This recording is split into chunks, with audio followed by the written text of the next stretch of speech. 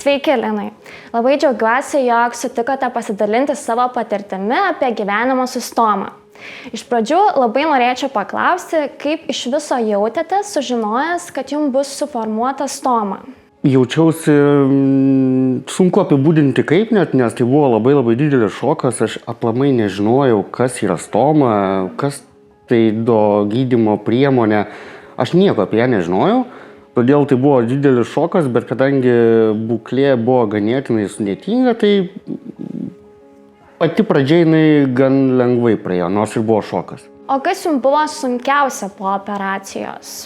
Sunkiausiai buvo tai, kad aš nieko nežinojau.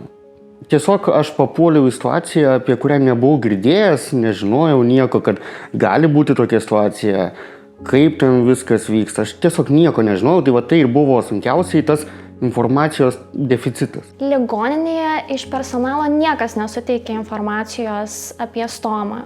Gal negaliu sakyti, kad niekas nesuteikė informacijos, nes gydytojai informavo, kad jinai bus suformuota, personalas taip pat kažkiek informavo, bet daugiausiai informacijos gavau per pirmą vizitą, kaip sulankė stomos specialistė. Tada man buvo viskas paaiškinta, sužinojau, kas, kaip, prie ko, kaip vyks ir galų gale jau tą kartą ir sužinojau, kad tai yra pakankamai natūralus, kad tai yra pakankamai įprastas dalykas tokiais atvejais. Ir nuo to kažkaip tiesiog mintys labiau pradėjo dėliotis į vietą ir viskas geriau.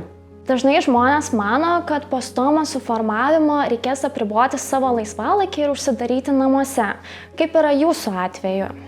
Visiškai priešingai, jokio užsidarimo, jokio buvimo namuose, jokių suvaržymų.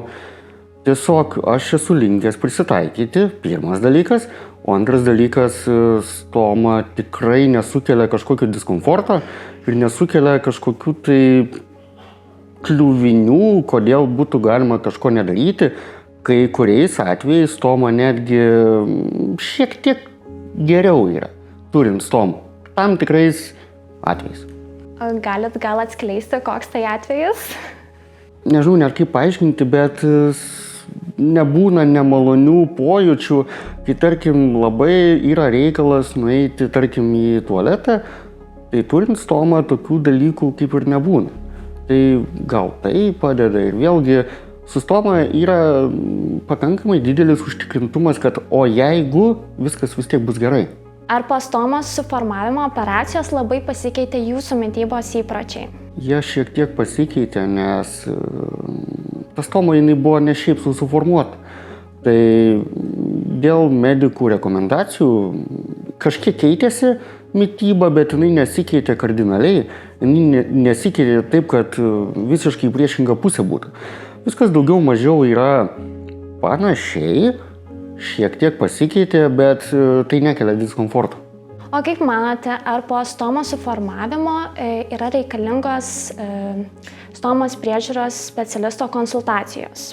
Aš nemanau, kad be tų konsultacijų įmanoma. Nes man, pavyzdžiui, labai padėjo tai, kad stomos specialistė pirmą mėnesį daug kartų lankė, daug kartų parodė, kaip tai turi vykti teisingai, daug kartų konsultavo, ką galima, ko ne, ko vengti, ką daryti labiau, kaip elgtis teisingiau. Vėlgi, stomos specialistas papasakoja apie kitų žmonių patirtį nuasmenintą ir tai vėlgi tai motyvuoja labai stipriai, tai motyvuoja, kad aš nesu toks vienas, kad tai yra pakankamai natūralus dalykas ir kad tai tikrai neverčia jaustis kažkaip blogai arba kad kažkas sustoja ir ten pasikeičia iki tiek, kad bus nepatogu gyventi. Tai stomos specialistas jisai yra ne tik tai, kuris parodo, kaip naudoti priemonės, bet tai iš dalies ir kažkiek tai truputėlį mentorius pasikeitimų, kaip su tais pasikeitimais gyventi. O ar toliau palaikote ryšius su savo stomos priežiūros specialistu, ar tiesiog apmokė ir viskas? Reguliariai palaikom ryšį, bendraujam. Kiek jums asmeniškai paprastai užtrunka laiko pasikeisti stomos maišelį? Sunku įvardinti, bet tikriausiai iki 5 minučių. Labai ačiū Jums už pokalbį, Linai, ir linkiu sėkmės. Ačiū Jums, kad pasikvietėt.